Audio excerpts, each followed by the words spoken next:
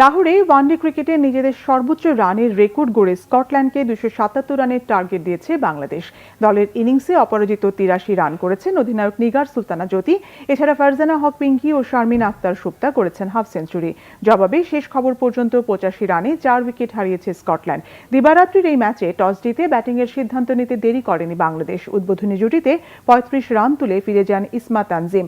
14 run করেছেন এই opener. এরপর ফারজানা হক এবং শারমিন আক্তার দ্বিতীয় উইকেট জুটিতে 103 রান যোগ করে দলের বড় ইনিংসের ভিত গড়ে দেন। দলীয় 138 রানে শারমিন আক্তার 57 করে আউট হন। এরপর ফারজানা হকও ফিরে যান 57 করে। এই দুই ব্যাটারের বিদায়ের পর রান করার দায়িত্ব নিজের কাঁধে তুলে নেন নিগার সুলতানা জ্যোতি।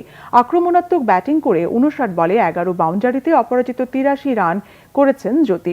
এর আগের দুই ম্যাচেও হাফ সেঞ্চুরি করেছেন বাংলাদেশ অধিনায়ক। তার সাথে আগের ম্যাচের জয়ের নায়িকা ঋতুমণি 13 এবং ফাহিমা খাতুন 26 রান করলে ওয়ানডেতে নিজেদের সর্বোচ্চ দলীয় ইনিংসের রেকর্ড গড়ে 6 উইকেটে 276 রানে শেষ হয় টাইগ্রেসের ইনিংস। 6 দেশের এই বাছাই পর্বে এর আগে থাইল্যান্ড ও আয়ারল্যান্ডকে হারিয়েছে বাংলাদেশ।